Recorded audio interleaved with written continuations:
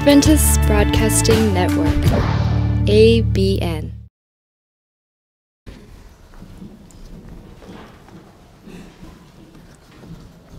반갑습니다. 이 저녁 우리 부산중앙교회를 찾으신 모든 발걸음에 하나님께서 복을 주시기를 바랍니다. 계속 말씀드리지만 복은 하늘에서 하나님이 주시는 거죠. 하늘에서 복을 받을 수 있는 자격, 가난한 심령, 그리고 이 세상의 여러 가지 모순, 분쟁, 또 내 속에 있는 그렇게 좋지 못한 본성이라 하겠죠. 그런 것들 때문에 마음이 애통하는 사람들, 더 좋은, 더 나은 세계를 기다리면서 복 받으시는 분들이 되시기를 바랍니다. 우리 이사야 35장 말씀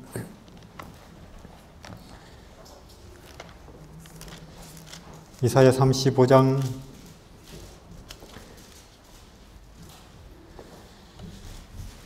1절부터요.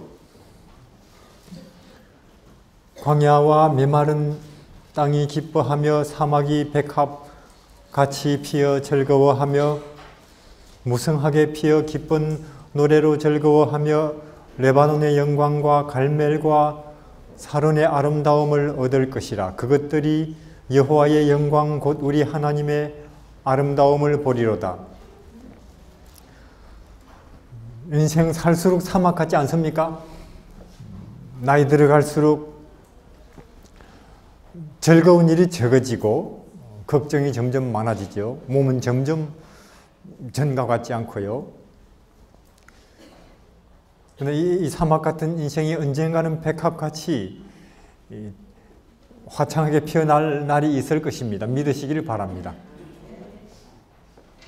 이 천국에는요, 보십시다. 천국에 9절, 거기는 사자가 없고 사나운 짐승이 그리로 올라가지 아니하므로 그것을 만나지 못하겠고 오직 구속함을 받은 자만 그리로 행할 것이며 여호와의 속량함을 얻은 자들이 돌아오되 노래하며 시온에 이르러 그들의 머리 위에 영영한 희락을 띠고 기쁨과 즐거움을 얻으리니 슬픔과 탄식이 사라지리로다. 다시는 걱정할 일이 없고 다시는 다툴 일이 없고 무슨 분쟁이 없는 그런 세계가 우리를 기다리고 있다는 사실을 믿으십니까? 믿으시길 바랍니다. 저는 그걸 4차원이라고 말씀을 드렸는데요. 우린 지금 그림자지요. 거기 가서 영원한 영광, 실제 모습을 볼 것입니다. 이제 어릴 때 마당에 여름에 이제 멍석 깔아놓고 저녁에 이제 이렇게 거기서 누워서 하늘 보면 별이 정말로 쏟아지죠. 그렇죠? 얼마나 별이 많은지 지금은 별로 하늘에 없습니다. 제가 몽고 초원에 친구 있어서 가서 거기 가보니까 거기 별이 거기 다가 있대요. 이 별도 이런 복잡하고 시끄러운 이런 하늘 싫은가 봐요. 그때 우리가 누워서 이제 어릴 때 서로 하는 말이 저 별이 뭘까 그랬어요. 먹는 거라더라고요. 그럼 이제 휙 떨어지지 하나? 그럼 어디 떨어졌을까? 가서 한번 맛이나 봤으면 그랬거든요. 그런데 제가 학교 가서 공부해 보니까 먹는 게 아니에요. 그 땅이에요, 땅. 이 지구보다 더 큰 땅들, 무수히 끝없이 우주에 펼쳐져 있는데, 또 성경 이렇게 들여다보니까 그 땅들이 텅텅 빈 게 아니고, 거기도 생명이 있고, 강이 흐르고, 꽃이 피고, 나무가 자란다는 거예요, 거기에.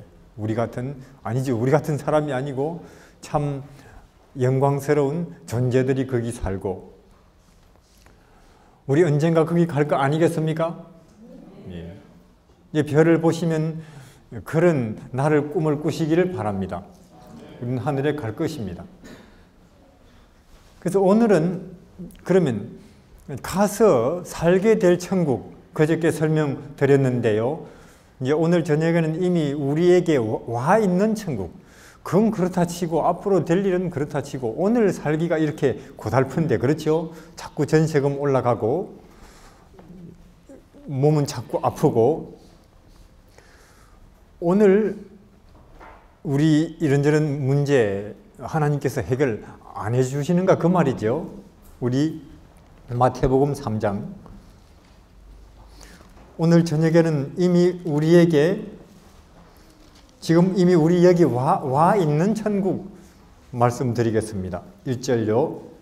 3장, 그때에 침례 요한이 이르러 유대 광야에서 전파하여 말하되 회개하라, 천국이 가까웠느니라.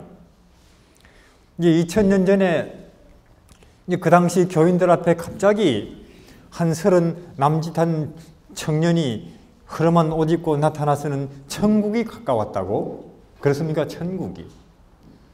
그리고 그 뒤를 이어서 나사렛에서 또 목수 청년이 또 나타나서는 천국이 왔다고 선포하는 것입니다. 자, 그들이 말하는 나라가 얼마나 우리 지금 이 땅에 사는 우리가 익숙한 나라하고는 틀리길래 아예 천국이라고 해버리는가?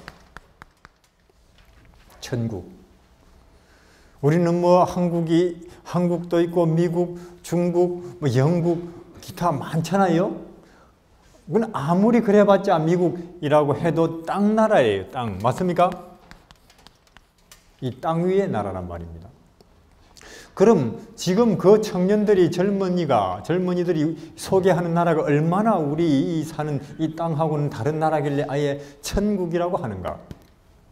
하늘과 땅 차이, 그렇죠? 어마어마하게 우리 지금 익숙한 이런 나라하고 틀리다는 거죠. 그럼 지금 그들이 이야기하는 나라가, 우리 들어오라고 초청하는 나라가 참말로 우리 익숙한 이 땅에 이런저런 나라들하고 틀립니까? 틀리죠. 이 나라에는 바다 한가운데라도 먼지 나는 길이 나요. 그 뜨거운 용광로 속에 들어갔다 나와도 머리털도 하나 타지 않습니다. 맞습니까? 종으로 팔렸는데도, 그거보다 더 억울하게 감옥에 들어앉아 있는데도 조금도 스트레스 안 받아요. 누가? 요한이. 요셉이. 종으로 팔렸는데, 우리 같으면 억울해서 스트레스 받아가지고 암 걸려서 죽어야 되는데, 종으로 팔려도 감옥에 들어앉아 있어도 억울하게 조금도 스트레스 안 받고, 보리떡이 5개밖에 없는데도 5,000명이 먹고도 남고, 그렇죠? 누가 오른쪽을 때리는데도 왼쪽도 좀 때려 주시겠습니까? 그러고, 참말로 우리 이 땅 나라하고는 틀린 나라지요? 가보셨는지요? 여기로 지금 오시라고 초청하는 것입니다. 여기로 우리 보고 들으라고. 그럼 어디가 여기인가? 오늘 저녁에 어디가? 시편 16편이에요. 사실 우리가 예수를 믿는 것은, 우리가 교회를 다니는 이유는 저기로 들어가려고 하는, 앞으로 가서 살게 될 천국도 중요하지만 지금도 이 땅에 천국이 왔다고 선포합니다. 그들은 2000년 전에 이미. 성공하려고 하는 게 아니고, 혹은 출세하려고 하는 게 아니고, 그런 거는 저기 깎아 만들어 놓고 불공들이는 그들이나 비는 것이고, 기복신앙. 여기로 오라는 거예요. 우리 보고. 시편 16편이에요.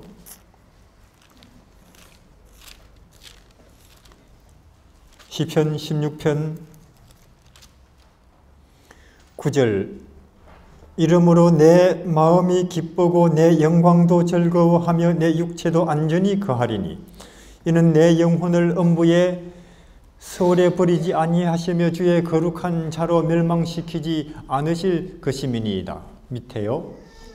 주께서 생명의 길을 내게 보이시리니 주의 앞에는 충만한 기쁨이 있고 주의 오른쪽에는 영원한 즐거움이 있나이다. 영원한 기쁨, 충만한 즐거움, 천국이지요. 어딘가 예수님의 오른쪽이 거기라 그 말입니다. 그런 희한한 나라, 바닷속으로도 먼지 나는 길이 나고 용광로 속에 들어갔다 나와도 머리털도 하나 안 타고 종으로 팔려도 감옥에 들어앉아 있어도 조금도 우울하거나 스트레스 받지 않고 보리떡 5개밖에 없는데도 5,000명이 먹고도 남고 누가 내 속옷을 가져가면 쫓아가서 그 옷은 안 필요해요 그러고 거기가 어딘가 예수님의 오른쪽이라는 거예요. 여기로 오라는 거예요. 지금 우리 보고 여기로 그 흐름한 청년들이 갑자기 나타나서는 여기 우린 여기 들어가려고 예수를 믿는 것입니다. 여기. 근데 우리가 여기를 들어가 보셨는가 하는 거예요. 이미 이 땅에 와 있는 우리에게 임해 있는 천국을. 사실상 나중에 보면 이렇게 나와요. 나중에 성경을 신앙을 자꾸 하다 보면 이 경험에 들어간 사람, 즉 오늘 와 있는 천국을 이해하고 경험하는 사람에게 영광의 천국도 오게 돼 있더라고요. 보니까 다윗은 참말로 이 동네 사람입니다. 다윗 맞습니까? 볼까요? 사무엘상 17장에 사무엘상 17장 46절에요. 오늘 여호와께서 너를 내 손에 넘기시리니 내가 너를 쳐서 네 목을 베고 블레셋 군대의 시체를 오늘 공중의 새와 땅의 들짐승에게 주어 온 땅으로 이스라엘의 하나님 계신 줄을 알게 하겠고. 지금 이 다윗이라는 아이가 목동이 뭐라고 말합니까? 내 오늘 온 세상에 신자든 불신자든 온 세상 앞에 하나님이 계신 것을 똑똑히 보여주겠다고. 어떻게 해요? 이 저녁 우리처럼 이렇게 부흥회 혹은 전도회 기도회 해가지고요? 아닙니다. 행동으로 보여주겠다고. 이 시대는 행동이 필요합니다. 그렇습니까? 사람들은 지금 우리 이야기 안 들으려고 그래요. 이 시대 사람들은. 그러나 우리 행동을 통해서 나타나는 하나님의 영광이나 능력은 그들이 부인할 수 없을걸요? 행동이 필요한. 어떤 행동입니까? 다윗이 네 목을 쳐서 오늘 온 세상에 하나님의 존재를 내 똑똑히 알리겠다고. 골리앗이 그래요. 골리앗이 내 목을 치겠다고. 그러면 이놈은 네가 손에 칼이나 들고 그런 소리나 하지. 다윗이 뭐라고 그래요? 칼은 이놈아 네가 옆구리에 차고 있지 않느냐. 현장에서 조달하면 되지. 그 말이에요. 참말로 이 동네 사람만이 할 수 있는 행동이고 말이에요. 이 동네 사람만. 저는 우리 한국에 와서 중국에는 13억이나 살고 그들은 예수님을 까마득히 모르고 그래서 이리저리 다니면서 이야기를 하다 보면 저는 지금 목이 쉬어버렸거든요. 거기 가서 오라는데 다 가면 몇 년은 집에를 못 돌아와요. 13억 중에 움직이다 보면은. 아침부터 저녁까지 쉬지 않고 그들에게 며칠씩 이야기를 하다 보면은 그들은 또 인내심이 무척 많고 우리처럼 저녁만 해서는 그들 만족을 못 하거든요. 아예 며칠씩 해버립니다. 온종일을. 그렇게 하다 보니 목이 지금 점점 이상하게 돼버렸어요. 그래서 제가 자꾸 여기서 마시는 이유가 그겁니다. 그래서 한국에 와가지고 한국에는 신학을 나와도 갈 데가 없다고 해서 신학까지 나왔으니 갈 데가 없다면 중국에 이런저런 선교지가 무척 많고 요구가 무척 많습니다 하고 말하니까 뭐라고 말하는지 아시는 거 저보고 거기 가면 의료보험은 어떻게 되고 자녀 교육은 어떻게 됩니까? 나중에 노후는 어떤 보장이 있어요? 하면서 안 와요.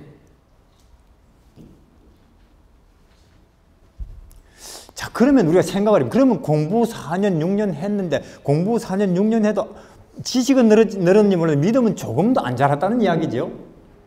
그러니까 우리가 볼 때 이것을 지식을 쌓는 거하고 사람이 용감하게 믿음으로 살고 행동하는 거하고는 전혀 같은 이야기가 아니구나 하는 거죠. 이게 다윗은 이 동네 사람이에요. 그러니까 사울이 가슴을 치지요. 사울 왕이 이스라엘 왕이. 아니, 우리 이스라엘은 이렇게 인물이 없냐? 그때 신하들이 와서 한 명 있는데요. 아, 그래? 데리고 와보라고. 데리고 왔는데 누굽니까? 17살짜리 아이예요. 네 용기는 가상하다마는 이런 데는 네가 나설 자리가 아니라 그 말이죠. 그럼 제가 묻겠습니다. 다윗이 그때 갑자기 충동적으로 용기가 생겨서 하는 이야기입니까? 아예 그렇게 사는 거예요. 다윗은 평소 생활이. 평소 생활이 그래요. 평소 생활이. 한번 볼까요? 여기 보면은 17장 34절에요. 다윗이 사울에게 말하되 주의 종이 아버지의 양을 지킬 때에 사자나 곰이 와서 양떼에서 새끼를 물어가면 내가 따라가서 그것을 치고 입에서 새끼를 건져내고 그것이 일어나 나를 해치고자 하면 내가 수염 잡고 그것을 쳐서 죽였습니다. 하나 더요. 주의 종이 사자와 곰도 쳤은즉 살아계시는 하나님의 군대를 모욕하는 이 할례 안 받은 블레셋 사람입니까? 그가 그 짐승같이 될 것입니다. 왕이시여, 내 평소에 이렇게 삽니다. 그 말이죠. 이 평소에 이렇게 산다는 거예요. 평소에.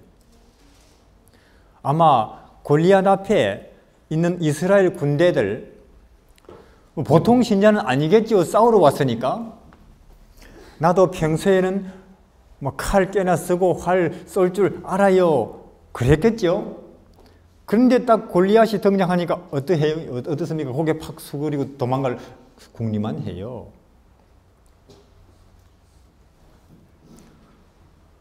이게 자기 판단과 실력을 믿고 사는 사람들의 불쌍한 모습입니다. 언젠가는 도무지 우리가 감당할 수 없는 일이 우리에게 닥친다고 예언이 말하지 않습니까? 그럼 그때 어찌 하시겠습니까? 우린 지금 이렇게 생각할지 모르겠어요. 지금은 나나 내 아들, 딸이 미지근해도 언젠가 일요일 혁명이 내리고 사고 팔 수 없는 상황이 벌어지고 그리고 사형 명령이 떨어지면 그때는 정말로 뜨겁게 보란 듯이 한번 믿음을 보여주겠다고 천만에요. 안 되는 거예요. 지금과 같은 이 평화로운 때도 안 되는데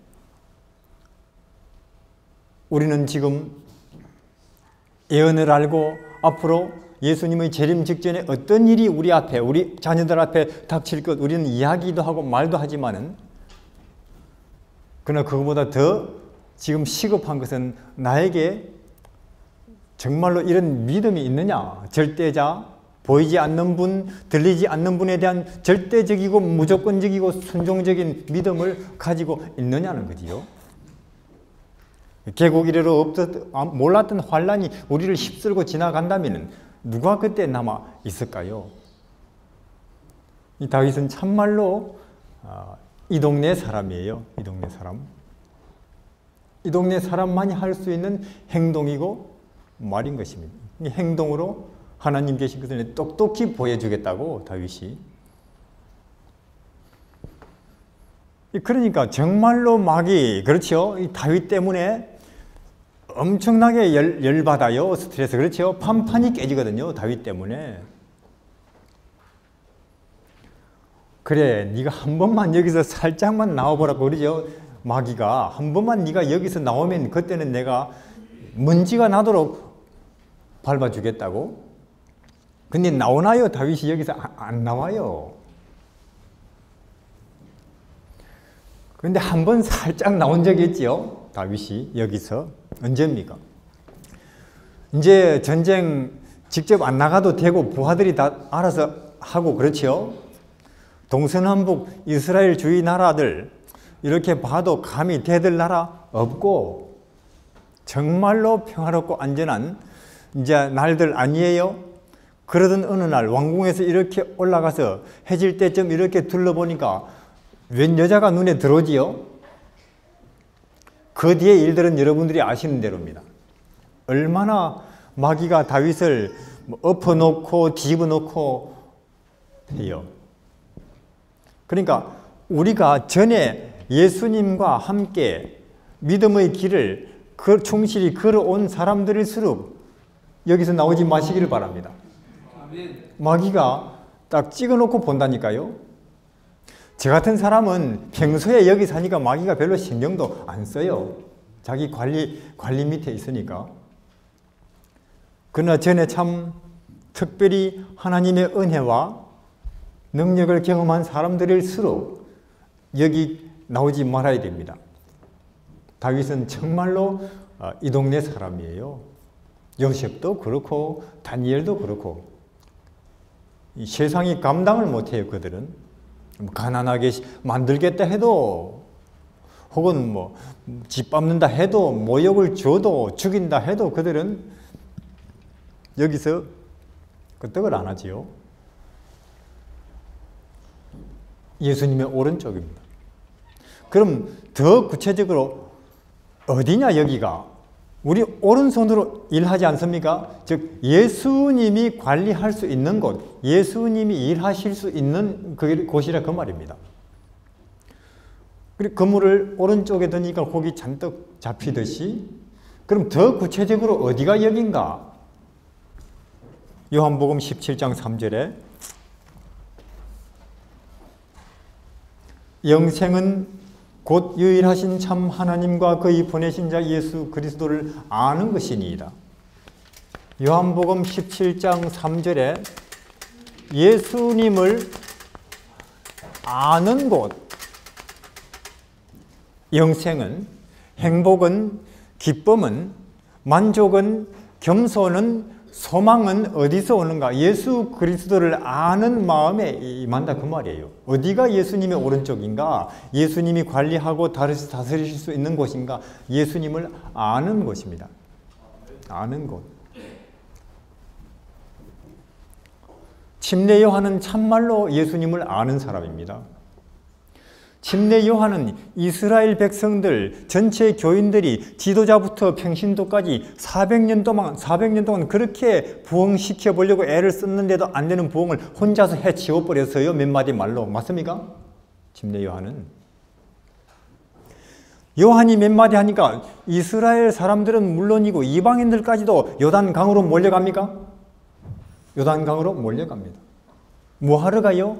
거기 무슨 축구 국가대표 시합 벌어졌습니까? 혹은 유명한 가수가 거기 와서 쇼합니까? 회개하러 가요. 회개하러. 자기 죄를 고백하러 학생들이 학교 안 가고 농부들이 논밭 안 가고 직장인들이 회사 안 가고 며칠씩 휴가 내가지고 강으로 몰려가는데 뭐 하러 가요? 자기들 죄를 고백하러. 우리는 우리 시대에 이런 위대한 장면을 본 적이 없습니다. 우린 참말로 노래 준비했습니다. 안마 해드리겠습니다. 선물까지도 준비했으니 오세요 해도 안 와요. 이 시대에는 컴퓨터, 아이폰, 인터넷 때문에 안 오나? 아니지. 우리 시대에는 요한이 없어서 그래요. 요한은 그렇게 위대한 사람이고 어마어마한 사람입니다. 저 같으면 요한의 한 100분의 1 정도만 사람들에게 주목을 받아도 제 교단 하나 만들어 놓고는 제 교주 노릇 해요. 근데 요한은 동문서답을 했으라도 예수를 말할 준비가 딱 다 돼 있죠. 왜 그대가 이렇게 하는가? 저 같으면 이렇게 대답합니다. 내 광야에서 기도하는데 하늘에서 음성이 들리기를 가서 침례 주라 하더라. 실제로 그랬거든요. 근데 요한이 그래요. 그대들이 나를 대단하다고 보는가? 내 뒤에 오시는 분을 안다면 나가 자빠질걸. 요한이 그래요. 동문서답을 했으라도 요한은 예수를 말할 준비가 돼 있다니까요. 그는 흥하여야 하고 나는 쇠하여야 하리라. 예수 그리스도만 주목을 받고 높임을 받는다면 나는 하수도에 처박혀서 짓밟혀도 좋다 그 말이에요. 요한은. 우리가 그런 마음이 됐을 때 아마 예수를 압니다 하고 말할 수 있을 거예요. 우리가 그런 마음이 됐을 때 아마 재림을 맞이할 준비가 됐다고 해도 괜찮을 것입니다. 그런 심정이 되었을 때 요한은 참말로 예수를 아는 사람입니다. 어디가 예수님의 오른쪽이냐? 예수 그리스도를 아는 그곳이 그분을 아는 것이, 그분이 일하시는 것이죠. 우리가 예수 그리스도를 안다면 나는 가진 것이 없어서, 나는 가난해서 남을 도와줄 수도 없고 행복할 수 없어요, 그렇게 말하면 안 됩니다. 왜요? 예수님은 어디 태어났는데요? 마구간에. 그분은 가진 것이 입은 옷 하나뿐 없지요. 저도 저도 가끔은 왜 나는 나이가 50이 넘어가지고 집도 하나 없고 통장에 아무것도 없나? 식구들 데리고 사방 쏘다니고 선교사랍시고 생각이 쓸쓸하고 우울해진 적이 있습니다. 그런데 예수님이 저보고 그러시되, 이 사람은 나를 보게, 나는 여우도 굴이 있고 참새도 둥지 있지만 머리 둘 곳도 아직 없네. 30이 넘었지만. 그럼 인생 헛산 거 아니에요? 그러나 여러분들이 역사 속에서 예수 그리스도 그분보다 더 많은 사람을 건지고 위로하고 복준 사람이 어디 있습니까? 그러니까 우리가 예수를 안다면은 나는 가진 것이 없어서 남을 도와줄 수도 없고 행복할 수 없어요, 그렇게 말하면 안 된다니까요. 모른다면야 몰라도. 모른다면. 그럼 아직도 모른다면 교회는 우리가 왜 다닙니까? 여태. 아직도 그분을 모른다면. 10년, 20년 다닌 것은 무슨 의미가 있습니까? 그는 중학교까지 나왔는데 아직 구구단 모른다는 뜻 아닙니까? 중학교까지 나왔는데. 우리가 예수를 안다면 나는 다른 사람들한테 무시를 당해서 모욕을 받아서 기쁘고 행복할 수 없어요, 우울할 수밖에 없습니다, 스트레스 많이 받고 삽니다, 그렇게 말하면 안 됩니다.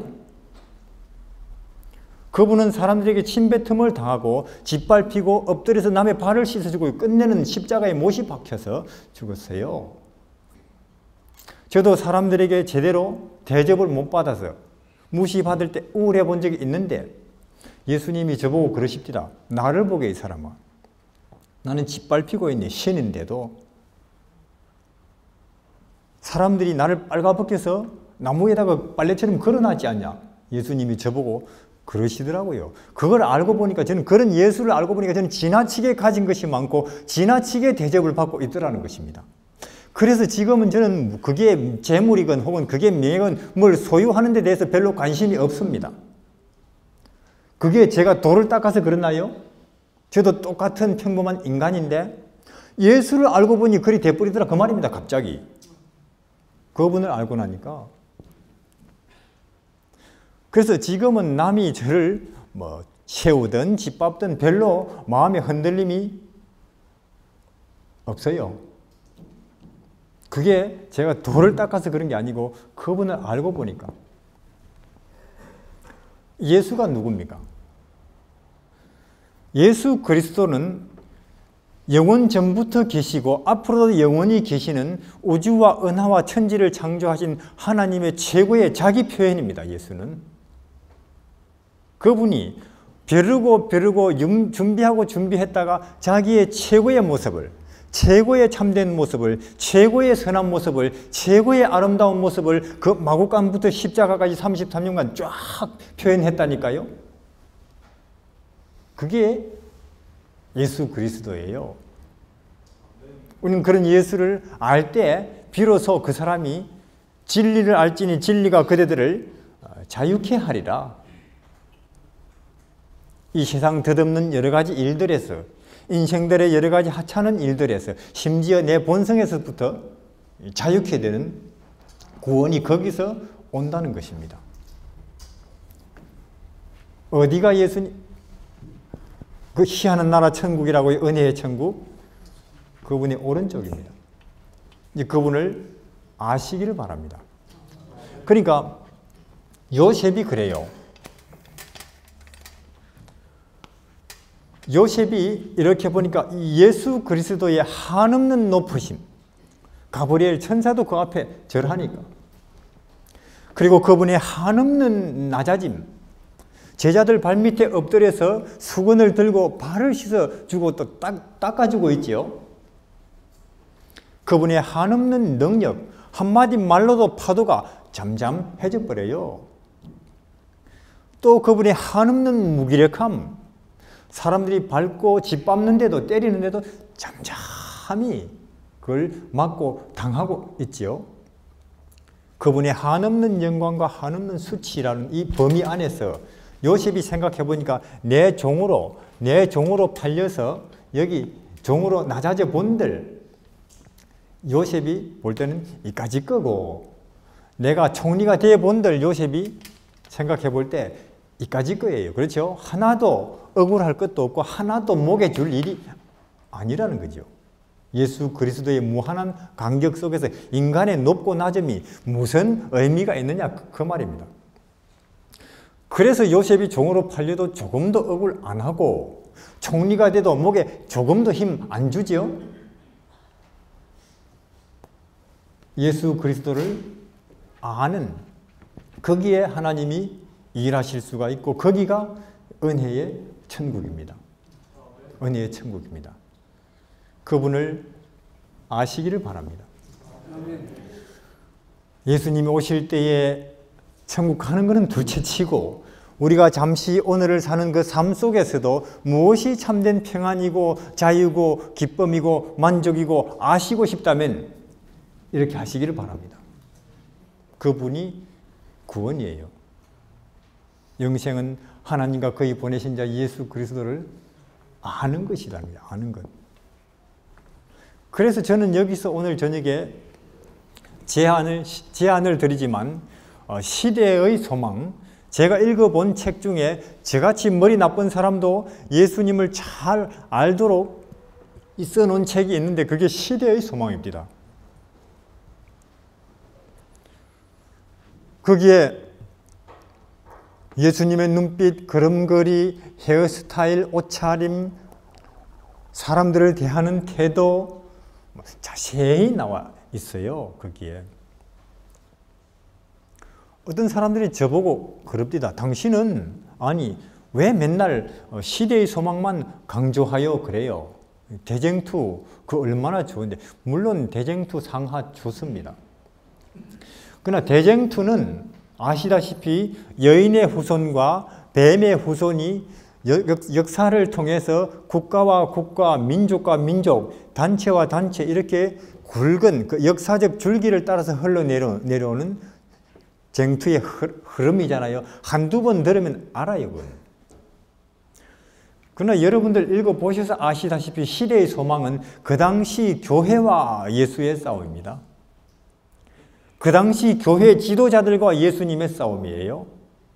그 당시 교회 지도자들은 내 본성을 나타냅니다. 내 자아. 즉 시대의 소망은 내 자아와 예수님의 더 무서운 싸움이라니까요. 치열하고도 무서운. 우리 속에 진리를, 생명을, 구원을 원하면서도 그것을 거부하는 또 본능이 있거든요. 여기에. 참 인간 모순된 존재. 그걸 행복을 원하고 바라면서도 막상 달려가는 방향을 보니까 거꾸로거든요. 우리는.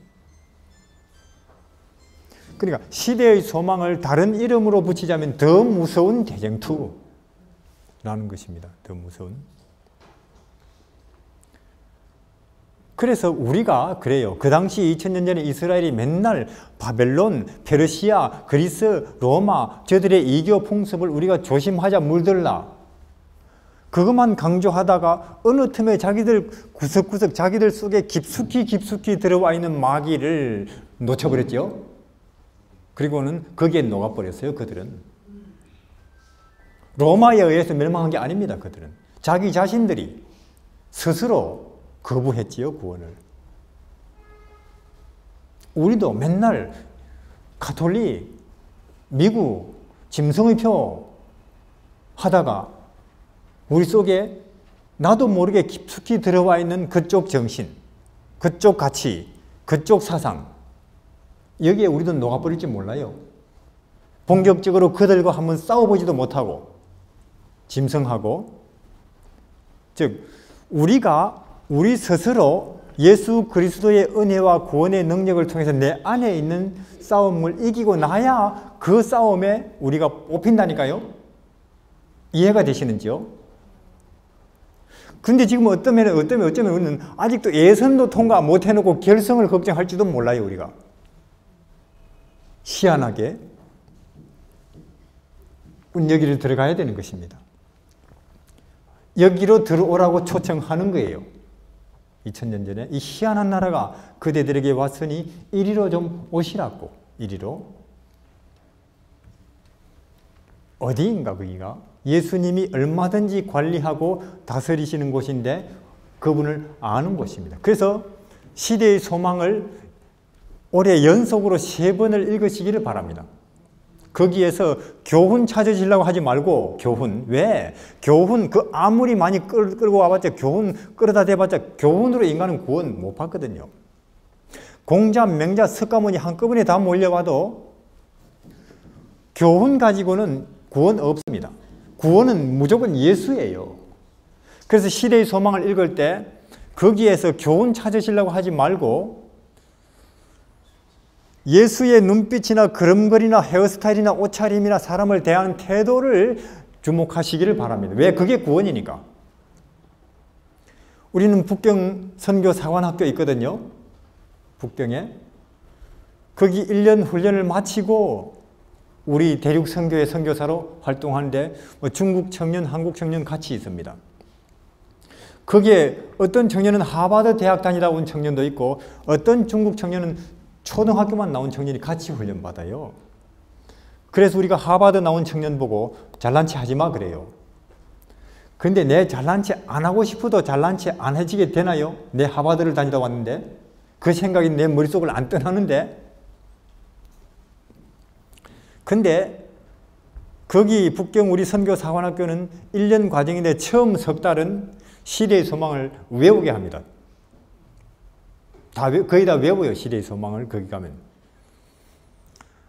그럼 어찌 되느냐 하면은 시대의 소망, 즉 예수님을 외우게 하면은 이 청년들이 어찌 되냐면 예수 비스무리 닮아가요. 태도나 모습이나 하는 태도가. 그러니까 잘난 체 하지 마라 그 말 할 필요가 없어요. 말씀드리지만 과학이나 수학이나 영어나 역사나 심지어 믿음으로 말미암는 의나 세천사 기별이나 혹은 성소 기별이나 이런 것을 아는 것은 지식으로 끝날 수 있습니다. 그러나 예수를 아는 지식은 여러분들이 그거 바로 영성입니다. 이해하시겠습니까? 예수를 아는 지식은 그게 바로 영성이라니까요. 그것이. 그래서 올해 예수님을 아시는 해가 되시기를 바랍니다. 왜? 거기서 구원이, 희한한 나라가 거기서 열리니까 우리는 여기로 들어가야 되는 것입니다. 그러니까 우리가 이 천국을 공간 개념으로 이해해야 되겠습니다. 저는 중국에서도 제일 더운 제남이라는 도시에 사는데 40도 더 올라가죠, 여름에. 그리고 저는 11층, 우리 집은 그걸 옥탑방이라고 해요. 이게 에어컨 없고 이게 머리가 멍하죠. 사고가 안 돼요. 더울 때는. 그래서 견디다 못해서 길거리 나왔는데 이렇게 지나가다 보니까 은행이 있대요. 은행 들어가니까 정말로 시원해요. 그래서 눈치 보면서 한참 앉아 있었습니다. 그럼 그 은행에 학생이 들어가도 시원하겠습니까? 시원하지요. 농부가 들어가도 시원하겠습니까? 농부가 들어가도 시원하지요. 장사가 들어가도 시원하겠습니까? 시원하지요. 사기꾼이 들어가면 어찌 되겠습니까? 사기꾼. 아니, 사기꾼이 들어가도 시원합니까? 그럼요.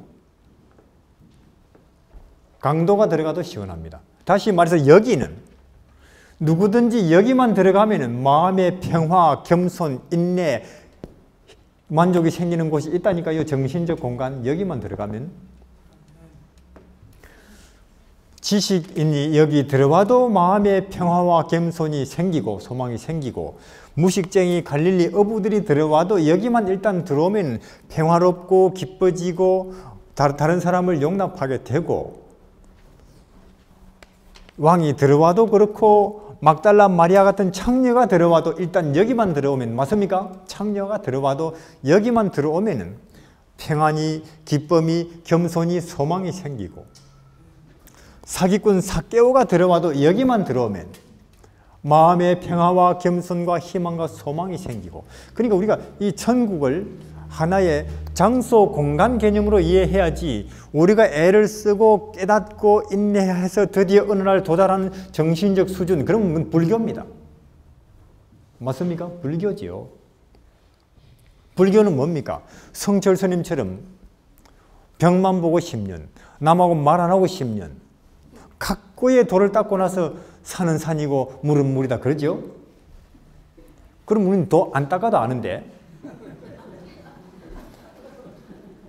그런데 여러분들이 사람들은 다 자기 마음속의 욕망과 욕심을 따라서 사물을 보지요. 사냥꾼이 볼 때는 저 산에 뭐 노루가 있나 그러겠죠. 아파트 짓는 사람이 볼 때는 저 산을 까뭉개 가지고 아파트 지어 가지고 돈벌이 될까 그러겠죠. 벌목꾼이 볼 때는 뭐 제목이 있을까 그럴 것이고. 그러니까 다 자기 마음속의 어떤 욕심과 욕망을 따라서 사물을 보다 보니까 한 번도 사물을 제대로 본 적이 없어요. 우리는 어떤 면에서 내 아들도 내 딸도 내 평생을 함께 사는 내 남편도 아내도 제대로 못 봤을지 몰라요. 그러니까 내 아들은 이 컴퓨터 디자인을 공부하고 싶은데 나는 니는 아니라 니는 이 의사 돼야 돼, 변호사 돼야 돼 그런다니까요. 내 아버지 욕심대로. 그렇죠? 그러니까 성철 스님이 자기 마음속에 그렇게 각고의 노력 끝에 욕심과 자아를 싹 비우고 나니까 산과 물이 제대로 보이더라 그 말입니다. 그래야 도가 통한다면 저 같은 사람은 이미 포기했지요. 저는 인내심이 없거든요. 그런데 기독교는 누구든지 여기만 들어가면 삭개오든 창녀, 마리아든 성자, 성녀가 되어버린다니까요. 저는 그런 이야기 들은 적이 있습니다. 삭개오 사기꾼 아니에요? 예수님을 만난 뒤로는 자기 재산 생각나는 대로 다 갚아주고 초대 교회에 다 헌금하고 나중에는 딸 시집 보낼 돈도 없었대요. 예수님이 하늘로 올라가신 뒤 한참이 수년이 지난 후 그 달 뜨는 밤만 되면 그 뽕나무 밑에 와서 하늘을 올려다보면서 눈물 짓는 키 작은 노인이 있었다는데 그 노인 누굽니까? 삭개오지요.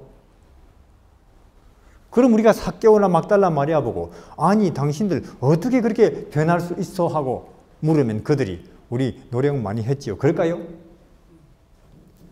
그런 말 안 합니다. 몰라요. 우리도 왜 그런지. 그분을 그날 거기서 만나고 나서 이렇게 돼버렸어요. 그러겠죠? 그러니까 우리가 아직 예수님을 만나기 전에 삭개오나 막달라 마리아의 모습이 지금 오늘 나라니까요. 우리가 만났다면 사람은, 그러니까 기독교는 예수님을 만나버리면 그가 지금 창녀라도 혹은 사기꾼이라도 만나버리면 당장 성자, 성녀가 돼버린다니 그게 불교와 기독교의 차이점입니다. 그게 여기만 들어가면 여기만. 그래서 우리가 천국을 하나의 영적, 정신적 공간 개념으로 이해해야 되지 또 깊이 연구하고 노력하고 애써서 깨달은 어떤 정신적 수준, 그런 불교지요. 근데 우리가 간판은 기독교 붙여놓고 불교식으로 가르치고 배우는 것들이 많다니까요. 지금 불교식으로. 우린 여기를 들어가야 됩니다. 어디가 여기냐? 예수님을 아는 곳입니다. 희한한 나라. 이런 나라가 지금 왔는데 한번 들어와 보시지 않겠는가 하고 우리 보고 초청을 하는 거예요. 그래서 제가 오늘 요청드리지만은 올해 시대의 소망을 연속으로 한 3번 읽어주시기를 바랍니다. 참말로 그분이 내 마음에 들어와서 무슨 일을 하시는지. 두 번째로 이사야 40장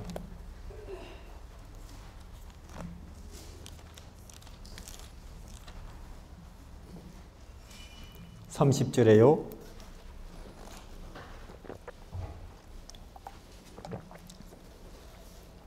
소년이라도 피곤하며 곤비하며 장정이라도 넘어지며 쓰러지되 오직 여호와를 앙망하는 자는 새 힘을 얻으리니 독수리 날개치며 올라감 같을 것이요 다른 박질하여도 곤비치 아니하겠고 걸어가도 피곤치 아니하리로다.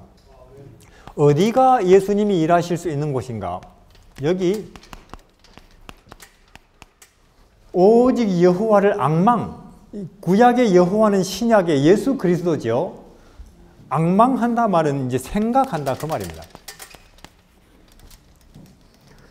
예수 그리스도를 생각하는 거기가 예수님의 오른쪽, 예수님이 일하실 수 있는 곳입니다. 그분이.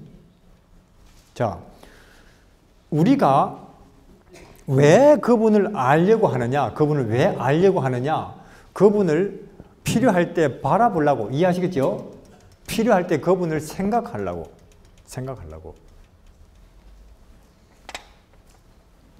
자, 골리앗이 등장했습니다. 사실 그 순간이야말로 가장 예수님을 바라봐야 될 순간 아니에요? 사실 우리가 이렇게 예배드리고 안식일에 교회에 와서 예배드릴 때보다 정작 더 예수님이 필요한 때는 언제입니까? 누가 내 돈 떼먹고 도망가 버렸을 때, 내 아들 딸 자식이 말 안 들을 때, 누가 내 앞에서 대놓고 나를 모욕할 때, 그때 그분이 더 필요한 거 아니에요? 왜? 배고픈 사람에게 밥이 필요하고 병든 자에게 의사가 필요하듯이 그런 두려운 상황이, 걱정거리가 내 앞에 닥쳤을 때 예수님을 도움을 얻으려고 예수 믿는 거 아닙니까? 근데 그렇게 예수님이 정작 필요한 그 골리앗 앞에서는 싸그리 잊어버렸어요, 그들이. 그러면 그들의 신앙이, 예배가 어디에 쓰인다는 것입니까? 예배라는 것은 신앙이 그냥 교회에서만 하는 거예요? 여기 문만 벗어나면 우리는 완전히 또 다른 세상을 들어가야 되는 것입니까? 그러니까 그 이스라엘 군인들이 오직 보이느니, 저 골리앗 전봇대 같은 저놈이고 메뚜기 같은 나죠, 그렇죠? 근데 그 순간이라도 골리앗, 지가 지금 10,000명이 와도 한마디 말씀으로 골리앗을 이슬처럼 사라지게 하실 수 있는 전능하신 하나님을 바라보고 있는 인물이 딱 하나 있지요. 누굽니까? 다윗이에요. 지금 제가 드리고 있는 말씀은 여러분들이 지성소 기별이며 셋째천사 기별입니다. 지성소 기별이며 셋째천사의 기별은 이와 같이 깨닫는 기별이 아니고 연습하는 기별이에요. 이것은 연습하는 기별입니다. 예수 그리스도를 생각하고 바라보는 연습을. 언제 예수님이 우리가 누가 내 돈을 떼먹고 도망가 버릴 때, 나를 대놓고 내 앞에 대놓고 모욕을 할 때, 내 아들 딸들이 내 말을 안 듣고 자꾸 빗나갈 때, 그때 전능하신 그분을 우리 한번 볼까요? 창세기 39장에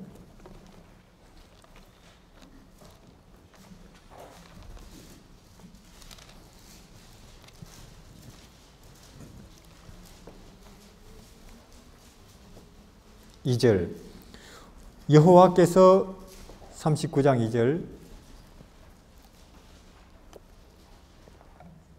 여호와께서 요셉과 함께 하심으로 그가 형통한 자가 되어 그 주인 애굽 사람의 집에 있으니. 다시 하나 더요. 23절 간수장은 그 손에 맡긴 것 무엇이든지 살펴보지 아니하였으니 이는 여호와께서 요셉과 함께 하심이라. 여호와께서 그를 범사에 형통케 하셨더라. 자, 지금 요셉이 형통한다 그러죠? 형통이 무슨 뜻입니까? 형통? 요셉의 일이 잘 진행되고 있다 그 말입니다. 그러면 뭐가 잘 진행돼요? 지금 억울하게 종으로 팔려버렸는데, 그것도 적군이 쳐들어와 가지고 나를 잡아다가 포로로 팔았으면 운명인가 하겠는데 누가 팔아버렸어요? 형님들이. 그럼 억울해서 스트레스 받아가지고 암 걸려 죽어야 돼요. 근데 형통. 또 그것만 해도 바닥을 친 줄 알았는데 좀 얼마 안 있어 지나 보니까 어디 들어앉아 있어요? 억울하게? 감옥에. 그렇지만 이 형통이라 그 말은 종으로 팔렸지만 또 억울하게 감옥에 들어앉아 있어도 조금도 스트레스 안 받고 여전히 마음에 평화롭고 남을 도와줄 여유 있고 노래할 수 있다 그 말이죠. 요셉이? 아니, 요셉이 얼마나 돌을 닦았길래 그 정신, 생각, 마음 쓰는 수준이 이렇게 높은가? 돈은 무슨 도 17살짜리 아이인데. 그 옆에 누가 계신다고요? 하나님이. 도 닦은 게 아니고 믿음으로, 그렇죠? 생각으로. 그럼 우리 생각해 봅시다. 하나님께서 사람들을 정말로 이 공평 안 하게 대우하시는 것 같지 않습니까? 요셉은 종으로 팔리든지 감옥에 들어가든지 따라다니시고, 우리는 안식일에 교회와 앉아있어도 우리 옆에는 안 계시고, 그저는 안식일에 교회 가면 한번 쓱 둘러봅니다. 살았나 죽었나 보려고. 참말로 생명과 빛의 세계에서 오신 예수님이 내 옆에 계십니다 하고 예수님을 모시고 생기에 빛나는 얼굴들이 100명 중에 두셋도 잘 없어요. 그럼 그게 무슨 안식일이에요? 그게.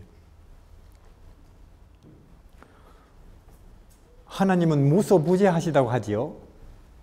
여기도 계시고 감옥에도 계시고 안식일에도 계시고, 그걸 요셉은 알고 우리는 안식일에 그분이 내 옆에 앉아와 계신데도 눈길 한번 안 주고, 그 차이예요. 즉 이것이 지금 내 이 시간이 혹은 안식일이 혹은 거기서 골리앗 앞이라 할지라도 거기가 기쁨의 여전히 평화, 여전히 생명의 자리인가 아닌가를 판가름한다 그 말입니다. 이것이. 자, 우리가 시장 가가지고 시장 봐와서 요리를 하는 목적이 뭐예요? 먹으려고, 맞습니까? 우리가 왜 예수를 알려고 하는가? 필요할 때 보려고, 그분을 생각하려고.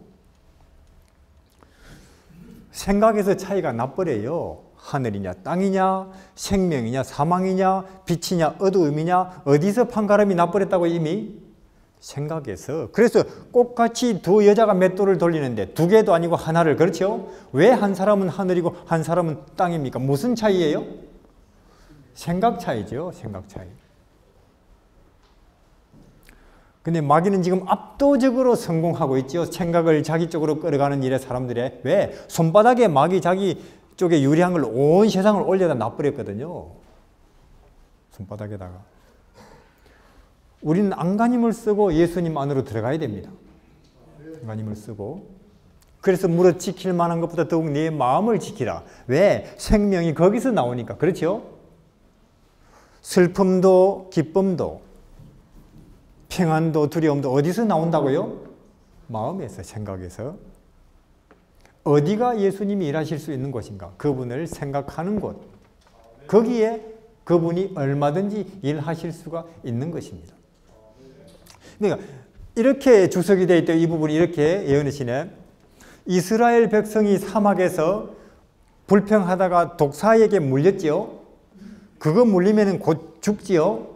그거 치료하는 방법이 뭡니까? 뭘 보는 겁니까? 뱀. 거기 이렇게 설명이 되어 있대요. 이미 많은 사람이 죽었고 자기도 5분 후면 죽을 줄 뻔히 알면서도 고집스럽게 이쪽을 안 보고 고개만 돌리면 보이는데 고집스럽게 저쪽을 보면서 죽어간 사람들 많대요. 왜 그랬을까요? 안 믿는다 그 말이에요. 네, 그런 거 믿을 정도로 바보인 줄 아느냐 그 말입니다. 차라리 시내산 어떤 골짜기 가면 이런저런 풀이 있는데 그거 뜯어다가 바르거나 먹으면 낫는다면 얼마든지 기어서라도 가겠는데 지금 이 자리에서 고개만 돌리고 보면 낫는다니 안 믿는다 그 말이에요. 우리가 지금 그래요. 그렇게 공부를 해도 그렇게 재산을 끌어모아도 그렇게 집을 잘 해놓고 살아도 없는 행복이나 만족이나 기쁨이 지금 내 있는 이 자리에서 그게 감옥이든 뭐 학생이든 예수님을 알고 예수님을 가만히 생각만 해도 온다니 우리도 안 믿는다 그 말이에요. 지금 우리도.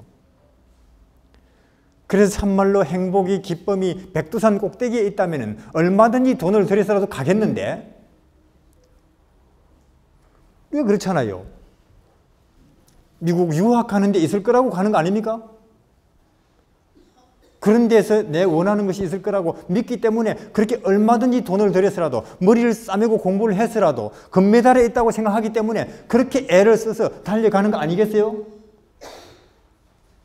그렇게 내가 노력을 하고 애를 써야 그거 겨우 생기는 것이지 이렇게 그냥 이 물건이 예수님을 알고 바라보는 데서 그런 게 온다니 우리도 안 믿는다 그 말이에요. 지금 이 시대에. 그러나 여러분들 이거 외에는 없습니다. 예수님이 오시는 그날에 구름을 타고 그 영광스러운 4차원 세계로 가는 것은 둘째치고, 오늘을 잠시 사는 삶 속에서도 무엇이 만족이고 무엇이 기쁨이고 무엇이 참된 평안이고 소망인지 알고 싶다면 이 방법 외에는 여러분들이 없습니다. 단언하지만은 없어요. 영생은 하나님과 그의 보내신 예수 그리스도를 알고 그분을 내 생각 속에 모시는 그 외에는 없습니다. 그 외에는 없어요. 우리가 이 동네의 생활에 여기서 사는 일에 익숙해졌을 때에 은혜의 천국이죠. 드디어 하늘에서 이런 사람들에게 그게 늦은 비일지도 몰라요. 그게 내려올 것입니다. 그러니까 여러분들, 우리는 그래요. 예수님의 재림이 곧 가깝다. 일요일 휴업령이 국회에서 의논되고 있고 처치의 기근이 있고 여러 징조들이 동서남북에 이렇게 보인다 할 때 대부분 우리 중에 10명 중에 8명 불안합니다. 왜 불안합니까? 물어보면 딱 이런 대답 나와요. 준비가 안 돼서. 그럼 우리가 얼마나 준비를 해야 예수님 준비했습니다, 오시지요 하는 날이 오겠습니까? 아무리 고기 안 먹고 아무리 산속에 들어앉아 있어도 그런 날은 안 오는 거예요. 오직 유일한 준비가 있다면 오늘 내 마음속에 은혜의 천국이 와 있는 그 상태가 영광의 천국을 기다리는 유일한 준비입니다. 그게 분명히 성경이 그렇게 돼 있어요. 오늘 예수 그리스도가 내 마음속에 은혜의 천국으로 임해 있는 그 상태가 재림하시는 예수님을 기다리는, 다시 말해서 예수님이 오셨습니까? 오셨지요. 2000년 전에. 오실 것입니까? 꼭 오실 것입니다. 그러나 중요한 건 지금 그대의 마음속에 와 계시느냐 그 말이에요. 지금 내 마음속에 와 계시는 그분이 없다면 예수님은, 오시는 예수님도 여러분들 없습니다. 천국이 왔습니까? 왔지요. 천국이 올 것입니까? 올 것입니다. 그러나 지금 그대의 마음속에 천국이 있느냐 그 말이에요. 지금 내 마음속에 임해 있는 은혜의 천국이 없으면 천국은 우주 어디에도 없는 것입니다. 여기에 삶 속에 익숙해진 사람들에게 하늘로부터 희한한 능력이 어느 날 올 것입니다. 그리고 그들을 통해서 재림운동이 전개될 것입니다. 저는 그저께 우리가 가서 살게 될 천국을 말씀드렸지만은 이미 우리에게 와 있는 천국, 오늘 설명드리는 것입니다. 다시 말해서 천국은 막연하게 무지개처럼 아무리 우리가 손을 뻗어도 닿을 수 없는 그곳이 아니고 우리의 선택과 행동에 따라서 얼마든지 뻗어서 닿을 수 있는 곳에 있는 것입니다. 천국은 재림도 마찬가지, 우리의 행동에 의해서 다가갈 수 있는 사건이라는 것입니다. 그래서 이번 한 주 동안 전 우리 원래 신앙을 하시던 분들이나 혹은 처음 오시던 분들이나 천국으로 오시라고 초청을 드리는 것입니다. 천국으로 오시라고. 앞으로 나아가서 살게 될 그 영원한 영광의 천국도 그렇거니와 이와 같이 이미 예수 그리스도 이름으로 이 땅에 와 있는 천국도 오늘 우리를 보고 오시라고 초청을 하시는데 이 초청에 기꺼운 마음으로 임하시기를 바랍니다. 감사합니다.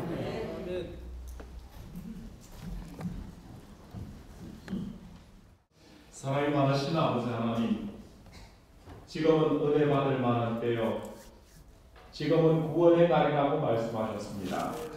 이번 한 주간 동안 주의 사랑하는 종을 통하여서 우리가 예수 그리스도에게로 가까이 나아가야 한다는 귀한 사실을 알게 되었습니다. 그 안에 생명이 있고 그 안에 구원이 있고 영생이 있다는 사실을 알게 되었습니다. 아버지 하나님, 주저하지 말게 하시옵소서. 우리의 온 마음과 뜻과 정성을 다하여 주님 선택하게 하시고 그 안에서 우리에게 허락하시는 귀한 은혜와 축복 마음껏 누리게 하시옵소서. 사단이 우리 마음으로 하여금 주저하게 하고 사단이 자기의 백성을 놓지 않으려고 유혹합니다. 우리의 마음을 온전히 하나님께 드릴 수 있도록 결단하게 하시옵소서. 그리하여 하나님께 우리 마음을 드림으로 주님께서 허락하시는 놀라운 구원과 축복과 영생으로 오늘 이 자리에 함께 있는 분들 가운데 한 분도 빠짐없이 모두가 다 들어갈 수 있도록 은혜 내려 주시옵소서. 예수님의 귀하신 이름으로 기도드리옵나이다. 아멘.